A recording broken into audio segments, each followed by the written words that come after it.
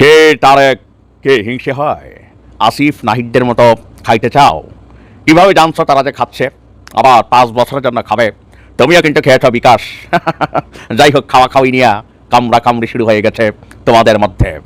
ছাত্রলীগ বের হয়ে আসছে, জায়গায় জায়গায় কিন্তু কেরাবেরা লাগাচ্ছে।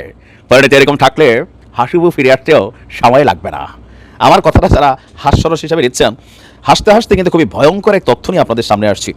একসময়ের স্টেক হোল্ডার 5ই আগস্টের আগে শেখ হাসিনা সরকারের পতন ঘটানোর জন্য পেছনে যারা master mind, cluster mind, duster mind, মানে যারা যারাই ছিলেন তাদের মধ্যে কিন্তু বিকাশ তারেক ওরফে তারেক সাহেব একজন। যাই হোক, আমার খুবই পছন্দের একজন মানুষ, কিন্তু মাঝে মাঝে এমন এমন কর্মকাণ্ড করে বসেন তারেক ভাই, সমালোচনা না করেও পারি না। ভয়ঙ্কর এক অভিযোগ তুলেছেন। তথ্য উপদেষ্টা আসিফ এবং নাহিদের পদত্যাগের খবর আমরা আমার দেশ পত্রিকার মাধ্যমে জেনেছি। যদিও বিষয়টা নিয়ে সুস্পষ্ট তথ্য এখনো নাহিদ বা আসিফ কেউই দেননি। তারা বলছেন যে এটা ভবিষ্যতে জানাবেন।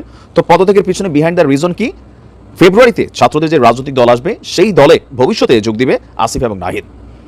তো এই যে এখন ক্ষমতায় বসছে, আবার ভবিষ্যতে পদত্যাগ করা রাজনৈতিক দলে যাবে, রিজনটা কি? ব্লুটুথ বয় তারেক তিনি আবিষ্কার করছেন যে এটা আসলে খাওয়া খাওয়ির খেলা। দৈনিক ইনকিলাব পত্রিকার যেই প্রতিবেদন, সেখানে বলা হচ্ছে যে আপনার তারেক আপনার দুই উপদেষ্টার উদ্দেশ্যে বলছেন, আপনাদের দায়িত্ব নেওয়ার উদ্দেশ্য ছিল ক্ষমতা, দায়িত্ব ছেড়ে দেওয়ার উদ্দেশ্য আবারও কিন্তু ক্ষমতা। দুই ক্ষমতার উদ্দেশ্য, একবার দায়িত্ব নিয়েছেন 6 মাস ধরে খাবেন বলে, আবার এখন দায়িত্ব ছাড়ছেন সামনের 5 বছর ধরে খাওয়ার জন্য। তার মানে কি আমাদের উপদেষ্টাটা কি খাওয়া টাওয়া খাচ্ছে? তারেক যেভাবে অভিযোগ করছে, তথ্য তো নিশ্চয়ই আছে, দায়িত্বশীল একজন ব্যক্তি। উপদেষ্টা আসিফ নাহিদ কি খাচ্ছে? জনমনে নানান প্রশ্ন আছে, তো নিশ্চয়ই তারেক সেটা সম্পর্কে আরও তথ্য দিবে। আসলে ঘটনাটা কোন জায়গা থেকে শুরু আমরা দেখি। যদিও ভিডিওটা একদিন আগের একটা বিক্ষোভ সমাবেশে তারেক এই বক্তব্যের অংশবিশেষের মধ্যে বলছে, লজ্জা লাগে না? দেশকে ফাঁদের মধ্যে ফেলে রেখে চলে যাচ্ছেন, দেশকে বিপদের মুখে ফেলে রেখে চলে যাচ্ছেন, ছাড়বেন কেন ক্ষমতা? আর যদি ছাড়বেন তাহলে নিছেন কেন? আপনারা জানেন যে ইতিমধ্যে পিনাকি ভট্টাচার্যের সাজেস্টে একটা নতুন রাজনৈতিক দল আমজনতা, আর সেই জনতার সিনিয়র যুগ্ম সদস্য সচিব হচ্ছে তারেক। তো তিনি বলছেন, আমার নাহিদ ভাইকে বলবো, 6 মাস সময় পেয়েছেন আপনি, আপনারা সংস্কারের কথা বলছেন। আরে ভাই, 6 মাসে টেলিটকের যে সিম, এইটারই তো উন্নতি করতে পারেন নাই। টেলিটকের সিমের নেটওয়ার্ক পাওয়া যায় না, তাহলে আপনি আপনার উপর যে কাজ ছিল সেই কাজ বাদ দিয়ে কেন আজগবি কাজে ব্যস্ত ছিলেন? টেলিটকের জন্য আপনি উন্নয়ন করতে পারেন নাই, আপনাকে কেন ইন্টারনেটের বিলটা বাড়াইতে হইল?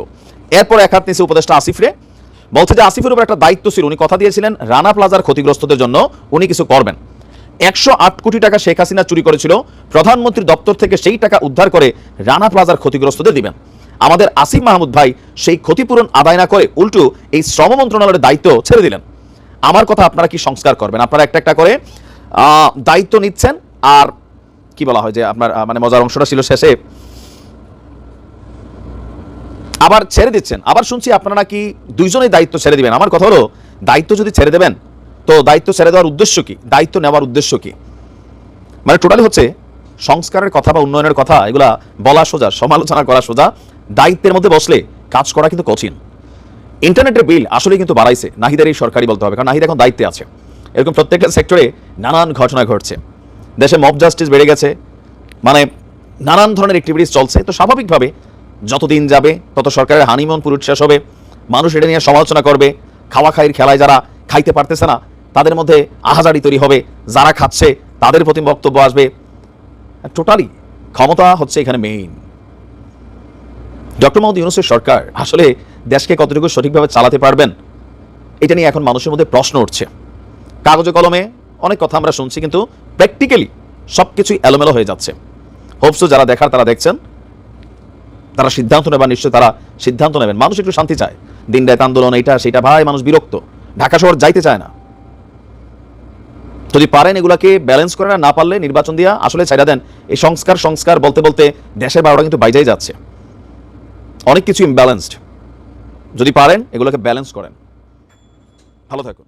প্রিয় দর্শক, আমাদের বাংলাদেশের রাজনীতি এবং সরকারের মাঝে কি চলছে কিছু বুঝতেছি না, কি জন্য আমরা আর কি বুঝতে পারছি না। সাধারণ জনগণ যে কেটা কি চাইতেছে না চাইতে কিছু বুঝতে পারতে, কেউ ক্ষমতা, কেউ টাকা, কেউ দুর্নীতি হচ্ছে। কিন্তু আমাদের দেশে এমন কোনো শাসক আইলো না যে দেশের জন্য কাজ করবে। আমরা চাই এমন শাসক আসুক যে সে দেশের জন্য কাজ করবে। প্রিয় দর্শক, মূল্যবান মতামত অবশ্যই কমেন্ট বক্সে জানাবেন। সবাই ভালো থাকেন, সুস্থ থাকেন, আর চ্যানেলটি সাবস্ক্রাইব করে আমাদের সাথে থাকবেন। সবাই ভালো থাকেন, আল্লাহ হাফেজ।